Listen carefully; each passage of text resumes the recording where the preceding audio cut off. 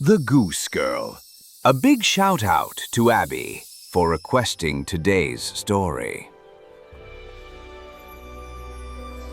Once upon a time, there lived an old queen whose husband had been dead for many years.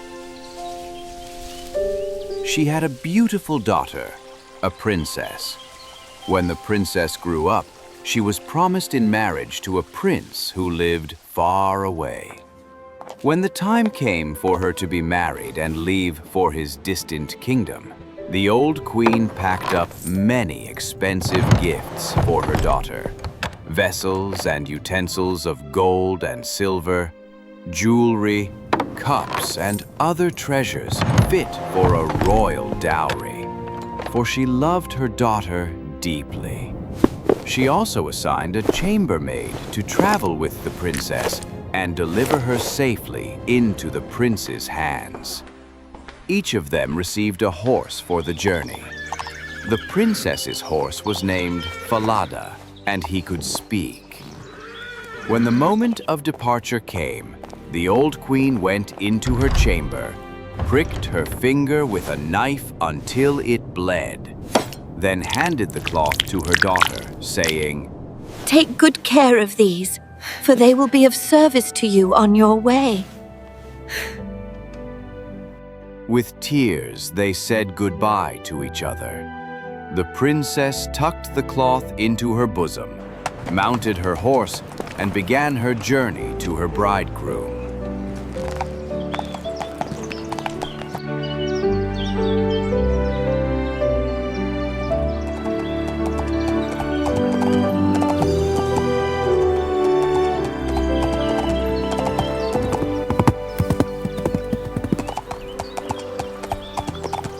After riding for a while, she became terribly thirsty. She asked her chambermaid to fetch her some water from a nearby brook. "Dismount, and take my cup which you have brought with you for me, and get me some water from the brook, for I would like a drink." "If you are thirsty, get off your horse yourself and lie down near the water and drink. I won't be your servant." The princess was humble and said nothing. She dismounted, bent over the brook, and drank.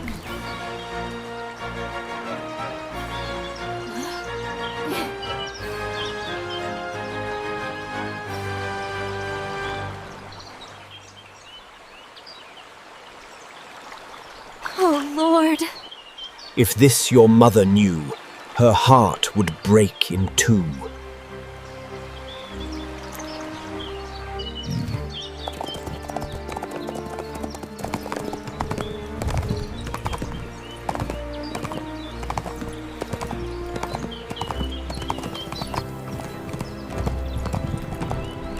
Later, when the day grew hotter and she became thirsty again, they came to another stream. Once more, she asked her chambermaid to bring her some water. "Dismount, and take my cup which you have brought with you for me, and get me some water from the stream, for I would like a drink." If you want a drink, get it yourself. I won't be your servant. The princess got down to drink, leaning over the stream. And as she did, the cloth with the 3 drops of blood slipped from her bosom and floated away without her noticing. The chambermaid saw what happened and rejoiced, for now the princess had lost her mother's protection and had become powerless.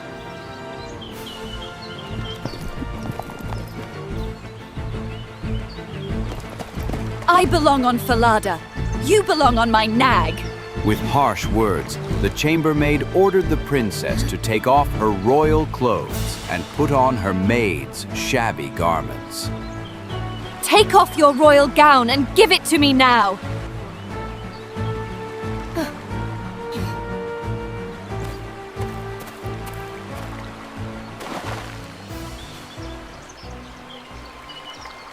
Swear before heaven you will tell no one at the royal court, or you die. I swear, I will tell no one. Falada saw everything and remembered it well. Then the false bride, the chambermaid, mounted Falada, while the true princess had to ride the maid's poor horse. They continued their journey until they finally reached the royal palace.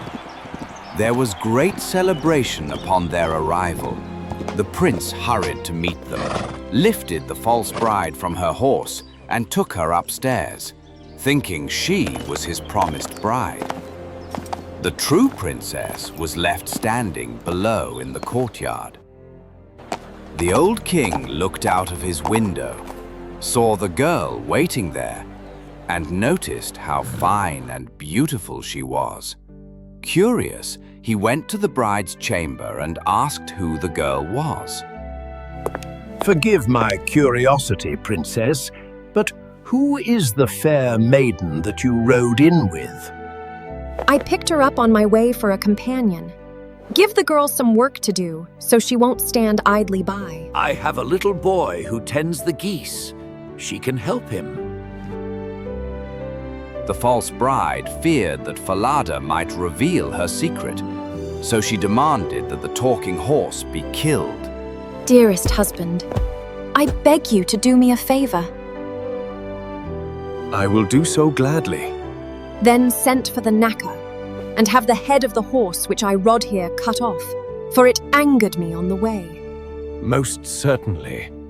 And so it happened that Falada had to die. The true princess heard about this and secretly promised the knacker a piece of gold if he would do her a small favor. There was a large, dark gateway in town, through which she had to pass every morning and evening while driving the geese. She asked the knacker's helper to nail Falada's head beneath the gateway so she could see him each day. The man agreed, cut off Falada's head, and nailed it firmly beneath the archway. The next morning, when she and Conrad, the goose boy, drove the flock beneath the gate, she said sadly, Alas, Falada, hanging there. Alas, young queen, passing by, if this your mother knew, her heart would break in two. Then they went out to the meadow with their geese. When they sat down, the princess unbound her golden hair. Conrad was amazed by how it shone and wanted to pluck a few strands. Blow, wind, blow. Take Conrad's hat and make him chase it until I have braided my hair and tied it up again. Suddenly, a strong wind blew, snatching his hat away so that he had to chase it. When he came back, she had already finished braiding her hair, and he couldn't get a single strand. Angry, he refused to speak to her for the rest of the day. That evening, they returned home. The next morning, they again passed beneath the dark gateway. Alas, Falada, hanging there. Alas, young queen, passing by, if this your mother knew, her heart would break in two. In the meadow, she sat down once more and began to comb her hair. Conrad tried again to grab some. Blow, wind, blow. Take Conrad's hat and make him chase it until I have braided my hair and tied it up again. The wind immediately blew off his hat, and Conrad had to run after it. By the time he returned, she had finished.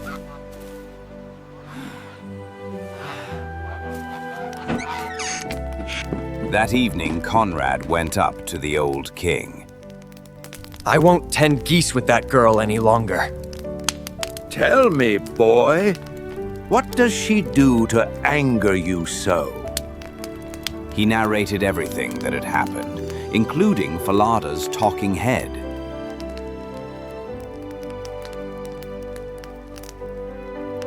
See? That is why I cannot bear her. The old king told him to take out the flock again the next day.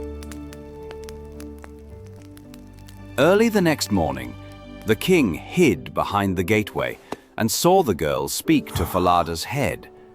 Then he followed her out to the field and hid in a thicket, watching her as she sat down and combed her shining hair.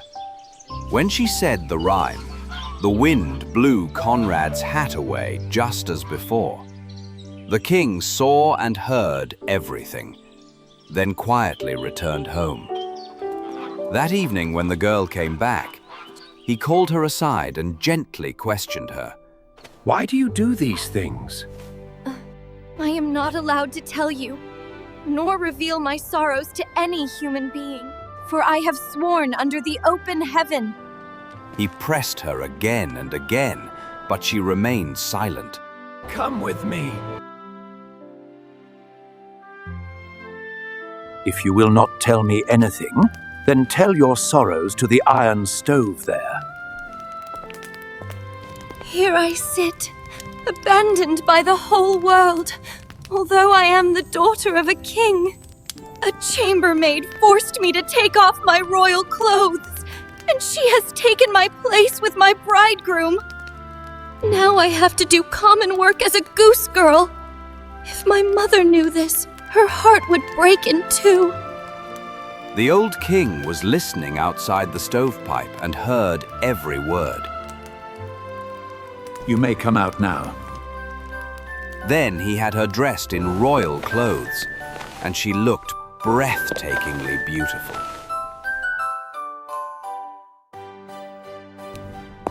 The king summoned his son and revealed the truth. My son, the bride you thought was yours is but a false chambermaid.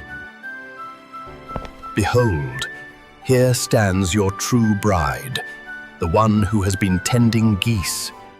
At last, my true bride.